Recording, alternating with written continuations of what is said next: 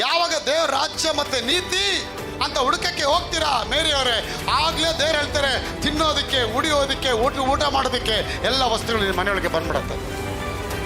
ನನಗೆ ಬಂದಿದೆ ರೀ, ನನಗೆ ಬಂದಿದೆ. ಇವತ್ತವ್ರಿಗೆ 30 ವರ್ಷ ಆಯಿತು ನನ್ನ ದೇವ್ರು ಸಾಕ್ತಾ ಇದ್ದಾರೆ ರೀ, ನಾನು ಸಾಕ್ತಾ ಇದ್ದಾರೆ. ಇವತ್ತು 30 ವರ್ಷದಿಂದ ನಾನು ದೇವ್ರ ರಾಜ್ಯದಲ್ಲಿ ಬಲವಾಗಿ ಬೆಳೀತಾ ಬಂದಿದ್ದೀನಿ.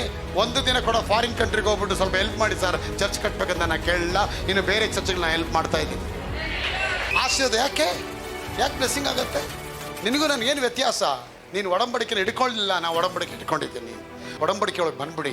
ಪರಮಾತ್ಮನ ಮರೆ ಒಕ್ಕಿರನ್ನು ಸರ್ವಶಕ್ತನ ಆಶ್ರಯದಲ್ಲಿ ಸುರಕ್ಷಿತನಾಗಿರುವನು. ಆಮೆನ್. ನಿನ್ನ ಮಗ್ಗಲ್ಲಿ 1000 ಜನರು, ನಿನ್ನ ಬಲಗಡೆಯಲ್ಲಿ 10,000 ಜನರು ಸತ್ತು ಬಿದ್ದರು, ನಿನಗೇನೋ ತಟ್ಟುವುದೇ ಇಲ್ಲ. ಅಲ್ಲೆಲ್ಲ ಸತ್ತೋಗಿದಾರ್ರಿ.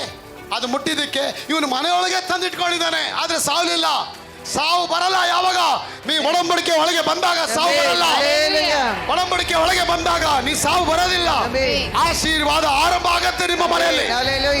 ಇದುವರೆಗೆ ಕಾಣದಿರುವ ಎಲ್ಲ ವಿಧದ ಕಣ್ಣೀರುಗಳು, ಎಲ್ಲ ನೋವುಗಳು ನಿಮ್ಮನ್ನ ಬಿಟ್ಟು ಹೋಗುತ್ತೆ. ಇನ್ನು ಮೇಲೆ ದೇವರೆಲ್ಲ ಕ್ಯಾನ್ಸಲ್ ಮಾಡ್ತಾರೆ. ಅದಕ್ಕೆ ನೀವು ಹಣವನ್ನ ದೇವರನ್ನ ಸೇವಿಸಕ್ಕಾಗಲ್ಲ.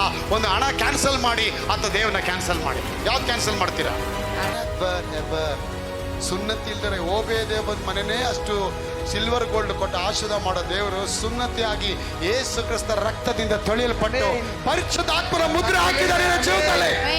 ಅಪ್ಪ ಯಾವತ್ತೂ ನೀನು ಸಾಮಾನ್ಯವಾಗಿ ಬಿಡಲ್ಲ, ಸಾಧಾರಣವಾಗಿ ಬಿಡಲ್ಲ.